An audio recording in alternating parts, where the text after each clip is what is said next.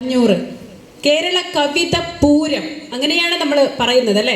നമ്മൾ തൃശ്ശൂർ പൂരം എന്ന് പറഞ്ഞ പോലെ കവിതയുടെ ഒരു പൂരമാണ് ഇവിടെ നടക്കുന്നത്. അപ്പോൾ ആ പരിപാടിയുടെ അധ്യക്ഷത വഹിക്കുന്നത് NS സുമേഷ് കൃഷ്ണനാണ്. മലയാളത്തിൻ്റെ ഒരു പ്രമുഖനായ കവിയാണ്. അദ്ദേഹത്തെ ഈ അധ്യക്ഷ പ്രസംഗത്തിനായി നമുക്ക് സ്വാഗതം ചെയ്യാം.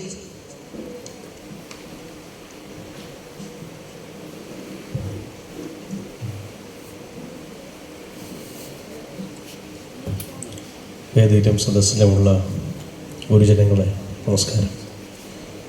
ഞാൻ ഓരോരുത്തരെയും അഡ്രസ്സ് ചെയ്യാത്തത് കുഞ്ഞുങ്ങളടക്കം അവരോടുള്ള അനാദരവ് കൊണ്ടല്ല, ആ സമയം കൂടി അവർക്കും സച്ചിമാഷിനും കൂടി സംസാരിക്കാനുള്ള സമയമായി കിട്ടുമല്ലോ എന്ന് വച്ചിട്ടാണ്.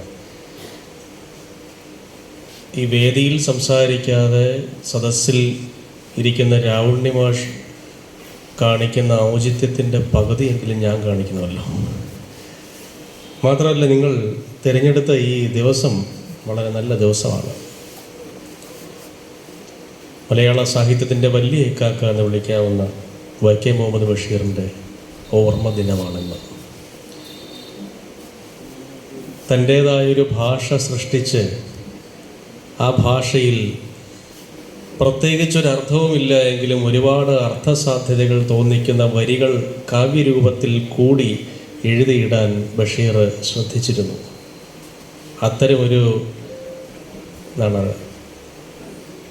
സൗന്ദര്യാത്മകമായ ജീവിതത്തെ നമ്മുടെ മുമ്പിലേക്ക് അവതരിപ്പിച്ചു തന്ന, സുഗന്ധമുള്ള പൂവ് നീട്ടി പ്രേമം പറയുന്ന കഥകളിൽ നിന്ന് ദുർഗന്ധത്തെ കുഴിച്ചു മൂടുന്ന കക്കൂസ് കുഴിച്ചു കൊടുത്ത് പ്രേമം പറയുന്ന നിസാർ അഹമ്മദിനെ സൃഷ്ടിച്ചു തന്ന ബഷീറാണ് നമ്മുടെ ബഷീർ. സമൂഹത്തിൻ്റെ ദുർഗന്ധത്തെ കുഴിച്ചു മൂടുന്ന ആളിൻ്റെ ഉള്ളിൽ നിറഞ്ഞ സ്നേഹം ഉണ്ടാകും എന്ന് തിരിച്ചറിഞ്ഞ ലോക സാഹിത്യത്തിലെ ഏറ്റവും നിഷ്കളങ്കയായ നായികയാണ് ബഷീറിൻ്റെ നായിക. കൊളയട്ട കടിക്കുമ്പോൾ അതിനടിക്കാൻ പോയിട്ട് വേണ്ട, അതിന് കുടിയിൽ ഉമ്മയും ബാപ്പയും കാണും എന്ന് ചിന്തിക്കുന്നത്ര വിശ്വദർശനമാണ് ബഷീർ മലയാളിക്ക് മുമ്പിൽ വെച്ച് നീട്ടിയത്. വള്ളത്തോള് പറഞ്ഞ ലോകമേ തറവാട് എന്നുള്ളതിൻ്റെ ഇപ്പുറത്തെ വശത്ത് നിന്നുകൊണ്ടാണ് ബഷീർ തൻ്റെ വിശ്വദർശനം അവതരിപ്പിക്കുന്നത്. ജി ശങ്കരക്കുറുപ്പിൻ്റെ ചിത്രം ഇവിടെ ഉണ്ട്. ജി ശങ്കരക്കുറുപ്പ് എഴുതിയിട്ടുണ്ട്: 1000 പ്രപഞ്ചത്തെ ഉറക്കി പുതപ്പിച്ചും 1000 പ്രപഞ്ചത്തെ ഉണർത്തിത്താലോലിച്ചും സ്ഥിരവാത്സല്യത്താലെ തുടിക്കും അനാദിയാം കരളിൽ എനിക്കിടം തന്ന കാരുണ്യം വെൽവൂ എന്ന് വിശ്വദർശനത്തിലാണ്. അത്തരം ഒരു വിശ്വദർശനമാണ് ബഷീർ അവതരിപ്പിച്ചത്. ആ ബഷീറിൻ്റെ ഓർമ്മ ദിവസത്തിൽ അദ്ദേഹം തന്നെ എഴുതിയിട്ടുണ്ടല്ലോ: പൊട്ടിൽ ചുണ്ടില്ലാക്കണ്ണനും നെയ്യും ചേർത്ത് കുഴച്ച് കുട്ടികൾക്കെല്ലാം ഓരോ ഉരുളയും കൊടുത്ത് ഞാനും കഴിച്ചുകൊണ്ടിരിക്കുമ്പോൾ എന്നാണ്. താൻ ആർജിച്ച ഭാഷയുടെ സൗന്ദര്യവും ശക്തിയുമാണ് ആ ചേർത്ത് കുഴച്ച ഉരുള. അത് തനിയെ തിന്നുകയല്ല, അടുത്തു വരുന്ന കുട്ടികൾക്കെല്ലാം കൊടുക്കുകയാണ്. അതുപോലെ തൻ്റെ അടുത്തു വരുന്ന കുഞ്ഞുങ്ങൾക്കെല്ലാം ഭാഷയുടെ ഉരുളയും കൊടുത്ത് ബഷീർ ഇപ്പോഴും ഈ ഇടതുവശത്ത് അവരെയും നോക്കി കാത്തിരിപ്പുണ്ട്. അതിന് ഇന്ന് ബഷീർ നിയോഗിച്ചിരിക്കുന്നത് സച്ചിദാനന്ദ മാഷിനെയാണ് എന്നേ ഉള്ളൂ എന്നാണ് അതിൻ്റെ വ്യത്യാസം. രാവുണ്ണി മാഷ് ഇങ്ങനെ ഉള്ള കാര്യങ്ങളൊക്കെ നടന്നു ഞാൻ ആലോചിക്കാറുണ്ട്. ഈ നേരത്തെ വേറൊരാളിനെ കുറിച്ച് പറഞ്ഞില്ല, രേഖാ സേജി. ഈ ഭൂമിക്കടിയിലൂടെ ഒരു നദി ഒഴുകുന്നു എന്ന് നമ്മൾ കേട്ടിട്ടുണ്ട്. അതിൻ്റെ പേര് സരസ്വതി നദി എന്നാണ് പറയാറ്. അതിനാരും വെളി കണ്ടിട്ടില്ല. അത്തരം ഒരു കഥാപാത്രമാണ് ശ്രീ രേഖാ സേജി എന്ന് പറയുന്നത്. അവരിതെല്ലാം ചെയ്യുന്നുണ്ട്. പക്ഷേ ഇപ്പോൾ വെളിയിൽ വന്ന് നിൽക്കാനോ ഒരു ഫോട്ടോയിൽ മുഖം വരാനോ ഒന്നും അവർക്ക് താല്പര്യമില്ല. പക്ഷെ ഇത് മുഴുവൻ ചെയ്യും. അതാണ് എൻ്റെ പ്രത്യേകത. അങ്ങനെ ഒരാളും കൂടി ഉള്ളതാണ് ഈ കാവ്യശിഖയുടെ ഏറ്റവും വലിയ ബലം. രാവുണ്ണി മാഷ് സത്യത്തിലൊരു മാതൃകയാവുന്നത് അദ്ദേഹം തൻ്റെ കരിയർ എങ്ങനെ മെച്ചപ്പെടുത്താം എന്നാലോചിക്കുകയല്ല. ബൈബിളിലെ ഗലീലിയ കടലിനെ കുറിച്ച് പറയുന്നത് പോലെ പരിസരങ്ങളെ ഫലപുഷ്ടമാക്കുന്ന ഒരു വാത്സല്യത്തിൻ്റെ കടലാണ് അദ്ദേഹം. അതുകൊണ്ടാണ് ഇങ്ങനൊരു പരിപാടി നടത്തിയത്. എനിക്ക് തോന്നുന്നു എൻ്റെ ഓർമ്മയിൽ സച്ചിദാനന്ദ മാഷ് ഇരിക്കുന്ന ഒരു വേദിയിൽ ഞാൻ അധ്യക്ഷനായി സംസാരിക്കുന്നത് ആദ്യമായിട്ടാണ്. ഇതുവരെ ഉണ്ടായിട്ടില്ല. അത് രാവണി മാഷ് ചില കാര്യങ്ങൾ തീരുമാനിച്ചത് തന്നെ. എന്നോട് പറഞ്ഞ 5-ാം തീയതിയാണ്, ഞായറാഴ്ചയാണ്, ആഴ്ചയിൽ 2 ദിവസം വീട്ടിലുള്ളൂ എന്ന് വെച്ചാൽ വീട്ടിൽ നിന്നുള്ളായിരുന്നു, ഇവിടെ വരണം എന്ന് പറഞ്ഞ് ആജ്ഞാപിക്കുകയാണ്. മാത്രമല്ല തൃശ്ശൂരിൻ്റെ ഒരു ആന്തരിക സംസ്കാരം നമ്മളെ എത്ര ദൂരെ നിന്നും വിളിക്കും. നമ്മളെ കൈനീട്ടി തൊടുന്നൊരു സംസ്കാരം തൃശ്ശൂരിനുണ്ട്. കേരള കവിത പൂരം എന്നാണല്ലോ പറയുന്നത്. സച്ചിദാനന്ദ മാഷിൻ്റെ ഒരു കവിത തുടങ്ങുന്നത് തന്നെ പൂരം ദിവസം സമൃദ്ധമായ പ്രാതൽ കഴിഞ്ഞ് നമ്മൾ ചർച്ച ചെയ്യാൻ ആരംഭിച്ചു എന്ന് തുടങ്ങിയിട്ടാണ്. അപ്പോൾ നമ്മൾ സമൃദ്ധമായതോ അല്ലാത്തതോ ആയ പ്രാതൽ കഴിഞ്ഞ് കവിതയെക്കുറിച്ച് ചർച്ച ചെയ്യാൻ ഇരിക്കുകയാണ്. ആ അവസരത്തിൽ നിരന്തരം എഴുതിക്കൊണ്ടിരിക്കുന്ന സച്ചിദാനന്ദ മാഷ്, അദ്ദേഹത്തിൻ്റെ കവിത ഒരു വസന്തകാല പ്രവർത്തനമല്ല. എൻ്റെ നാട്ടുകാരനായ തിരുവനന്തപുരത്തുകാരനായ കളത്തറ ഗോപൻ്റെ ഒരു കവിതയുണ്ട്. കവികളിൽ മഹാകവി കുയിലാണെങ്കിലും കാക്കയാണ് കവി, കാരണം അതിന് കേവലം ഒരു വസന്തകാല പ്രവർത്തനമല്ല കവിത എന്ന്.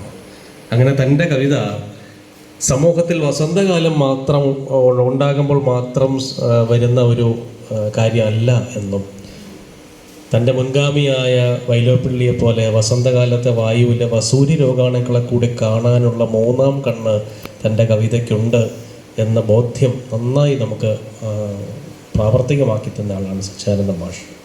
അദ്ദേഹം ഇരിക്കുന്നു ഈ വേദിയിൽ നമുക്കൊക്കെ അനുഗ്രഹമായി. അതുപോലെ തന്നെ ഈ പരിപാടി ഉദ്ഘാടനം ചെയ്യുന്നത് പ്രിയപ്പെട്ട ആതിരയാണ്. ആതിരയും ഉദയ പയ്യന്നൂരും അൽഹായും ജസ്സയും ഭദ്രാഹരിയും കൂടെ ചേർന്നാണ് ഈ പരിപാടി ഉദ്ഘാടനം ചെയ്യുന്നത്.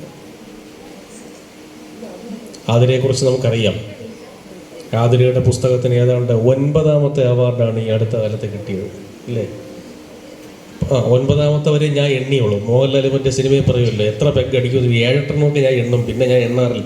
അതുപോലെ 13 പുരസ്കാരങ്ങൾ ലഭിച്ചു. ഏതാണ്ട് ഞാൻ ഒരു ചാത്തന്നൂർ മോഹം വരെയൊക്കെ എണ്ണി, അത് കഴിഞ്ഞ എണ്ണിയില്ല. ഇതെല്ലാം കൂടെ ചേർത്ത് ഒരുമിച്ച് 1 വർഷം കണക്കെടുക്കാമെന്ന് വിചാരിച്ചിരിക്കുകയാണ്. എനിക്ക് തോന്നുന്നു പതിപ്പുകൾ ഒരുപാടായി. 8-9 പതിപ്പായി, അല്ലേ? 7ാമത്തെ പതിപ്പായി. നിരന്തരം ആളുകൾ ആ കവിതകൾ ആവശ്യപ്പെടുന്നു, ആ കവിതകൾ വായിക്കാൻ ഇഷ്ടപ്പെടുന്നു എന്നുള്ളതിൻ്റെ തെളിവാണ് മീനേ മീൻ മണമേ എന്ന പുസ്തകം. ഓരോ തവണ പുരസ്കരിക്കപ്പെടുമ്പോഴും ആതിരയുടെ കവിത ഞാനത് വായിച്ചു നോക്കുമ്പോൾ എനിക്ക് തോന്നിയത് അനാവശ്യമായി ഒരു ഫുൾ സ്റ്റോപ്പ് പോലും അതിനകത്തില്ല എന്നുള്ളതാണ്. സത്യത്തിൽ കവിത എഴുതുന്ന കുട്ടികൾക്ക് ശരിയായ ഒരു പാഠശാലയാണ് ആതിരയുടെ കവിത എന്ന് ഞാൻ വിചാരിക്കും. ആതിര ഇവിടെ എത്തിയിട്ടുണ്ട്. ഉദയ പയ്യന്നൂരും ഞാനും കൂടെ ഒരുമിച്ച് ഒരു പാത്രം അന്നം പങ്കിട്ടിട്ടുണ്ട് ഈ അടുത്ത കാലത്ത്. അത് മാളയിൽ വെച്ച് സുജൻ പൂപ്പത്തി പുരസ്കാരം ലഭിച്ചപ്പോൾ ഞങ്ങൾ 2 പേരും കൂടിയാണ് അത് പങ്കിട്ടത്, ആ പുരസ്കാരം. അപ്പോൾ ആ പുരസ്കാരം തന്ന സച്ചിദാനന്ദം നമ്മൾ കുര്യപ്പുഴ ശ്രീകുമാർ സാറ് പറയുകയും ചെയ്തു, 10,001 രൂപയാണ് പുരസ്കാരം, അപ്പോൾ 5,050 പൈസ ഉണ്ടോ എന്ന് നോക്കണമെന്ന് തമാശയ്ക്ക് അദ്ദേഹം അത് പറയുകയും ചെയ്തു. അത്തരത്തിൽ എൻ്റെ സ്നേഹമയിയായ സുഹൃത്താണ് ഉദയ. അൽഹാസ്യനും ജസയും ഭദ്രാഹരിയും തങ്ങളുടെ ബാല്യകാലം മുതൽ തന്നെ കവിതയുടെ വെളിച്ചം അറിയിച്ചിട്ടുള്ള കുട്ടികളാണ്. ഭദ്രാഹരി സംസ്ഥാന സ്കൂൾ പ്രവേശനോത്സവ ഗാനത്തിൽ സ്ഥിരം എഴുത്തുകാരെ ഒക്കെ അറസ്റ്റ് ചെയ്തുകൊണ്ടാണ് ഭദ്രയുടെ പാട്ട് വരുന്നത്. എനിക്ക് തോന്നുന്നു അത്രയും മനോഹരമായൊരു പ്രവേശനോത്സവ ഗാനം അതിന് മുമ്പോ ശേഷമോ മലയാളി കേട്ടിട്ടില്ല. അത്തരം മനോഹരമായ രീതിയിൽ കൈയടക്കത്തോടുകൂടി എഴുതിയ ഗാനം പുറത്തു വരുന്നു. ഭദ്രാഹരി ഇവിടെ ഉണ്ട്. ഇവരുടെ എല്ലാം സാന്നിധ്യത്തിലാണ് ഞാൻ നിങ്ങളോട് സംസാരിച്ചത്. കേരള സാഹിത്യ അക്കാദമിയുടെ ഹാളിൽ അവർക്ക് ഈ പ്രായത്തിൽ വരാനും സംസാരിക്കാനും കഴിയുന്നു എന്നുള്ള ഒരു വലിയ കാര്യമാണ്. മാത്രമല്ല, ഞാനവിടെ ഇരിക്കുമ്പോൾ സച്ചിദാനന്ദ മാഷ് ഒരു 8-10 തവണ ഈ കുഞ്ഞുങ്ങൾ പുസ്തകങ്ങൾ കൊണ്ടുവരുമ്പോഴൊക്കെ എണീറ്റ് അത് സ്വീകരിക്കുന്നുണ്ട്. എനിക്കിത് കാണുമ്പോൾ ഒരു വിഷമമുണ്ട്. അദ്ദേഹത്തിൻ്റെ വയ്യായൊക്കെ നമുക്കറിയാം. പക്ഷെ അദ്ദേഹം ഇങ്ങനെ അതിലൊരു മാനസിക സങ്കോചവും വിചാരിക്കാതെ കുഞ്ഞുങ്ങളോടുള്ള അകമഴിഞ്ഞ വാത്സല്യം കൊണ്ട് അദ്ദേഹം എണീറ്റ് നിന്ന് സ്വീകരിക്കുകയാണ്. ഉള്ളിൽ ആദരവ് കലർന്ന വാത്സല്യത്തിലൂടെ അദ്ദേഹം അത് സ്വീകരിക്കുന്നു. അതൊക്കെയാണ് നമ്മളൊക്കെ കണ്ടുപഠിക്കേണ്ട ഒരു വലിയ കാര്യം. ഇവരൊക്കെ ലോകത്തിലെ മുഴുവൻ സാഹിത്യ സിദ്ധാന്തങ്ങളെക്കുറിച്ച് അറിയുന്നവരാണ്, സാഹിത്യ രീതികളെക്കുറിച്ച് അറിയുന്നവരാണ്, വലിയ എഴുത്തുകാരെ അടുത്തറിഞ്ഞവരാണ്. എന്നിട്ടും അവരുടെയൊക്കെ ഉള്ളിൽ നിന്ന് അവരുടെ സഹജ സ്വഭാവമായ വിനയം വിട്ടുപോയിട്ടില്ല. അതാണ് ഏറ്റവും വലിയ പ്രത്യേകത. അത് സച്ചിദാനന്ദ മാഷിൻ്റെ നിന്ന് ഞങ്ങളുടെ തലമുറ, ഞങ്ങൾക്ക് ശേഷം വരുന്ന തലമുറ കണ്ടുപഠിക്കേണ്ട ഒരു പാഠമാണ് എന്ന് ഓർമ്മിപ്പിച്ചുകൊണ്ട് ഇവിടെ നടക്കാൻ പോകുന്ന അല്ലെങ്കിൽ നടന്നു തുടങ്ങിയ ഈ പരിപാടി വളരെ വിജയത്തിലേക്ക് എത്തിച്ചേരട്ടെ എന്ന് ആശംസിച്ചുകൊണ്ട് ഈ ഇഷ്ടകവിതയിലെ ഒന്നാം കവിതക്കാരിയായ ആതിര മുതൽ ഇങ്ങോട്ടുള്ള എല്ലാ എഴുത്തുകാർക്കും ഭാവുകങ്ങൾ നേർന്നുകൊണ്ട് ബഷീറിൻ്റെ ജന്മദിനം, അദ്ദേഹത്തിൻ്റെ വാക്കുകൾ ഒരുപാട് മുഴങ്ങിയിട്ടുള്ള അക്കാദമിയുടെ ഈ ഹാളിൽ, അദ്ദേഹത്തിൻ്റെ സ്വന്തം വാസുവിൻ്റെ പേരിലുള്ള ഈ MT ഹാളിൽ നിന്നുകൊണ്ട് ബഷീർ അങ്ങനെയാണ് MTയെ വിളിക്കുന്നത്. അദ്ദേഹത്തിൻ്റെ സ്വന്തം വാസുവിൻ്റെ MTയുടെ ഹാളിൽ നിന്നുകൊണ്ട് നമ്മൾ ബഷീറിൻ്റെ ജന്മദിനം കൂടി ആഘോഷിക്കുകയാണ്. എല്ലാവർക്കും ഹൃദയം നിറഞ്ഞ നന്ദി.